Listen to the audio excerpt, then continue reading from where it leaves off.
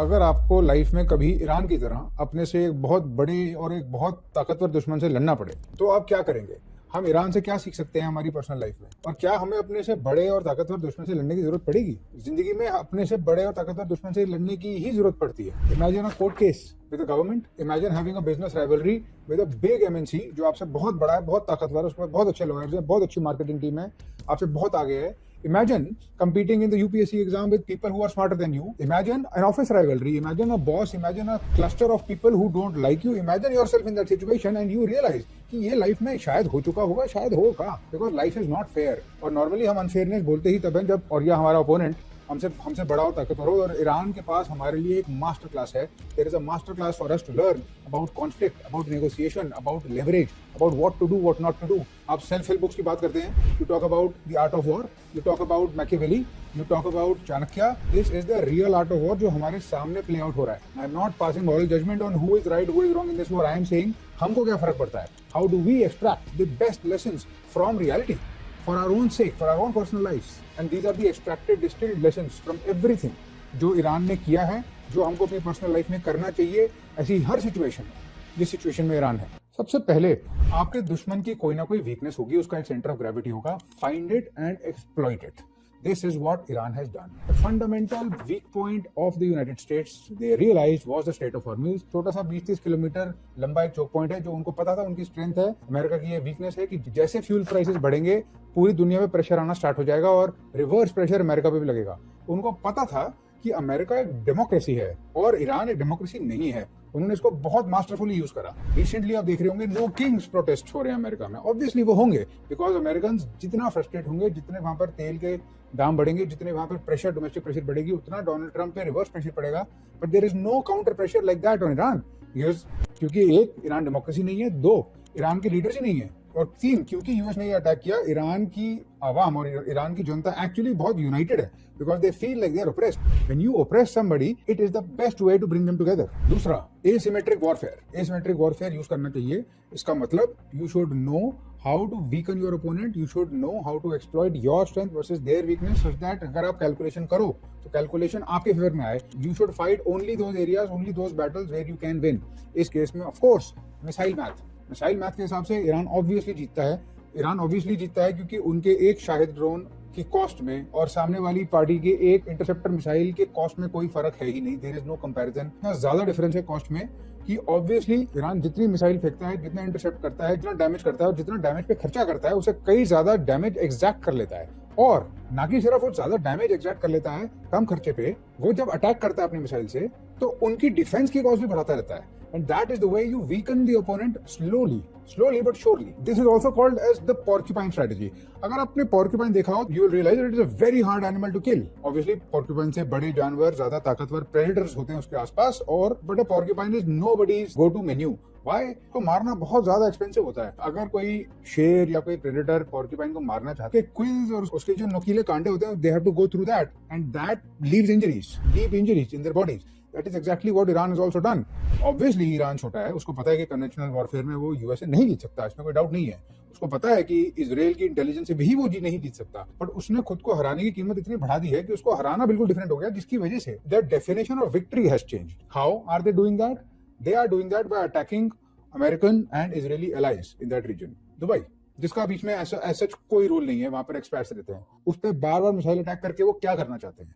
They are increasing the cost of those countries being on the side of Americans. जितना benefit उन लोगों ने America के side पे होते हुए लिया है इन द पास्ट, उनको उतना ही भारी पड़ रहा है अमेरिका की साइड पे होना, क्योंकि ईरान उन पे अटैक करता चला जा रहा है और वो रिटेलिएशन में अटैक नहीं कर रहे हैं अभी तक। सऊदी अरेबिया, कतर, कुवैत, किसी ने भी अभी तक ऑफिशियली वॉर में पार्टिसिपेट नहीं करा है। तो अगर आप अपने ओपोनेंट के एलाइज की कीमत उसके साथ खड़े होने की बढ़ा दोगे तो आपका मेन ओपोनेंट ऑटोमेटिकली थोड़ा कमजोर हो जाएगा। तीन, bring the fight to your turf. Iran इसको मास्टरफुली करने की कोशिश कर रहा है। We are hearing about a ground invasion, we are hearing constantly about troops buildup, we are hearing about the 82nd airborne. America के ट्रूप्स धीरे धीरे बिल्डअप हो रहे हैं और अमेरिका अपनी तरफ से भी, they are not stupid, they are very smart, और वो इसको as negotiation tactic point use करना चाहे हो सकता है as a fall back option use करना चाहे कि अगर कुछ नहीं बना तो फिर ग्राउंड इन्वेजन करेंगे। But depends, the point is Iran बार बार टॉन्ट कर रहा है, सीजीआई वीडियोस भेज रहा है और बार बार इनवाइट कर रहा है कि आप आओ, करो ग्राउंड इन्वेजन। क्यों? क्योंकि उनको पता है कि जैसे ही ग्राउंड इन्वेजन करेंगे, हो सकता है ग्राउंड इन्वेजन में भी वो जीत जाए, but not without massive losses they will have to sustain. They want the battle to come to their turf. और ये लेसन अगर अमेरिका समझदार है तो सीख चुका होना चाहिए वियतनाम में. It is exactly what happened. They went into the Vietnamese jungles. They went into a situation where the opponent was very well prepared with guerrilla warfare. Jungle was booby trapped. Americans had massive losses और उनको अपनी मुंह बचा के वहां से निकलना पड़ा था. Finally, ultimately, Iran is entirely fortified by mountains and it's a very hostile, very different terrain. जिसपे उनके फाइटर्स बहुत अच्छे से तैयार होकर बैठे. तो ऑब्वियसली चाहे जितना मर्जी ओवरवेलमिंग फोर्स हो, अगर अमेरिका ग्राउंड इन्वेजन करता है तो उसकी कीमत उस ग्राउंड इन्वेजन की बहुत मैसिव होगी. और ईरान एक तरीके से पूछ रहा है, ठीक है मैं तुमसे कमजोर तो हूं, but are you willing to pay this price to beat me? So America has to think twice, thrice, 4 times. You heard about Kharg island. एक छोटा सा आइलैंड है जिसको ऑक्यूपाई करना कोई बहुत बड़ी बात नहीं है अमेरिका के लिए. वो क्यों ऑक्यूपाई नहीं कर रहा है? वो इसलिए ऑक्यूपाई नहीं कर रहा है क्योंकि उसको पता है कि वहां ऑक्यूपाई करने की कीमत बहुत ज्यादा है. If that critical oil juncture gets disrupted, everything else also gets disrupted. और ये हम लाइफ में बहुत बार होते देख. I have seen this happen so many times. The government does this. India में जुडिशियल सिस्टम इतने स्लो हैं, इतने कम्बरसम है, इतने पेनफुल हैं कि प्रोसेस ही पनिशमेंट है. अगर इंडिया में आपको किसी को सच में परेशान करना है तो आप उसको किसी कोर्ट के चक्कर में फंसा दो. अगर सच में ऐसा करना है तो although I don't recommend it, nobody should have to go through that terrible process, but this is a fact and it is weaponized and people do it and people fall for it and people are able to get the better out of it. And so that is why you realize that even time can be weaponized, and Iran has done that in this conflict. Fourth, do not show all your cards at once. Iran ने धीरे धीरे escalation ladder बढ़ाई.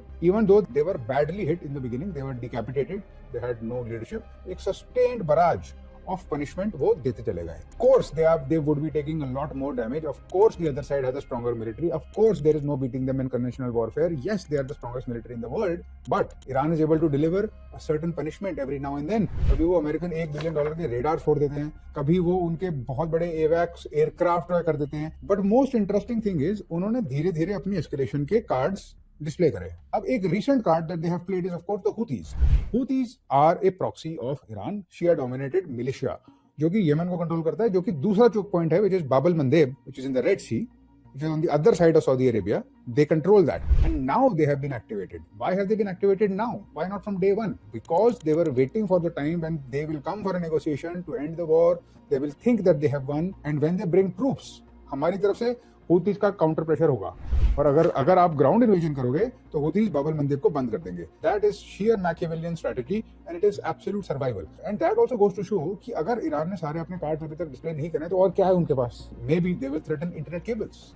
Do you know that 95 to 97% of the internet at least जो Asia consume करता है और जो India consume करता है is transmitted through optical fibres. और वो ऑप्टिकल फाइबर्स ओशन के सी बेड पे बिछे हुए हैं और वो उसी स्टेट ऑफ हॉर्मुज से निकलते हैं जो स्टेट ऑफ हॉर्मुज के बारे में हम हर रोज हेडलाइन में सुन रहे हैं. ईरान के पास इतनी डाइविंग कैपेबिलिटी है कि वो चाहे तो उसको काट सकती है. They can cause a massive internet blackout.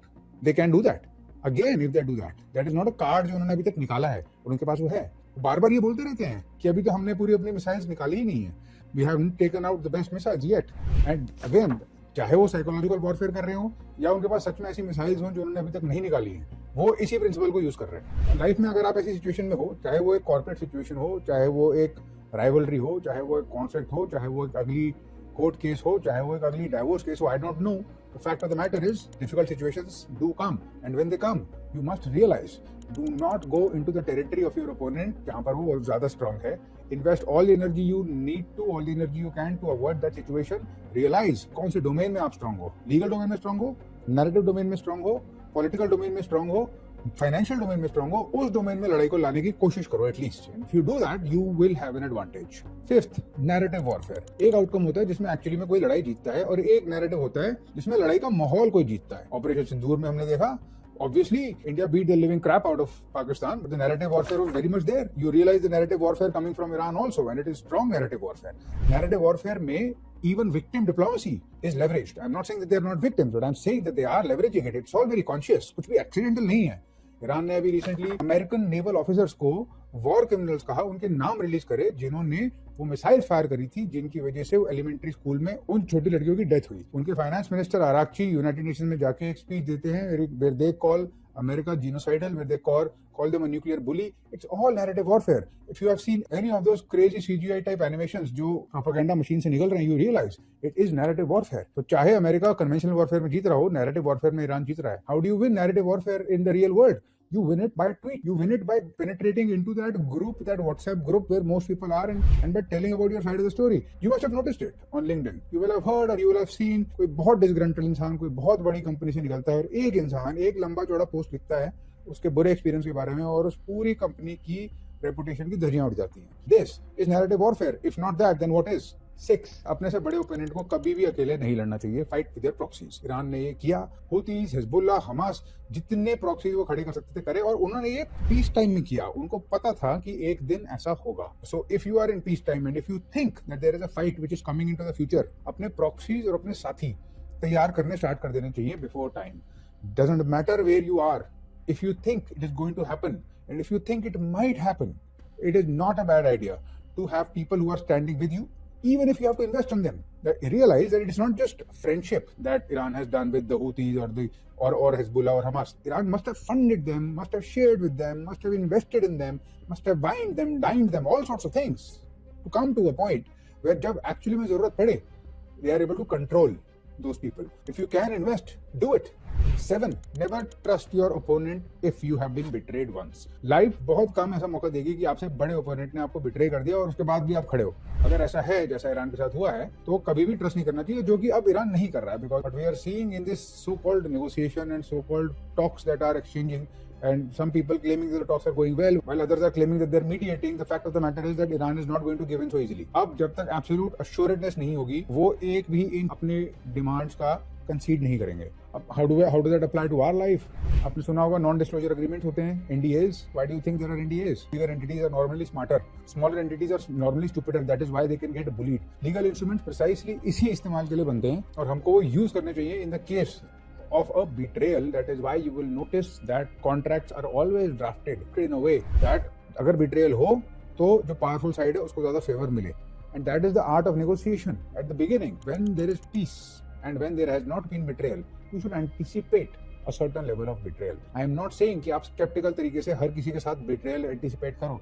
The fact of the matter is, अगर आपको लगता है कि ये relationship, चाहे वो business relationship हो या वो किसी भी तरीके का alliance हो, बहुत खराब हो सकता है किसी दिन, तो it is better to make preparation than not to make them. 8वां और सबसे important lesson, never have a single point of failure.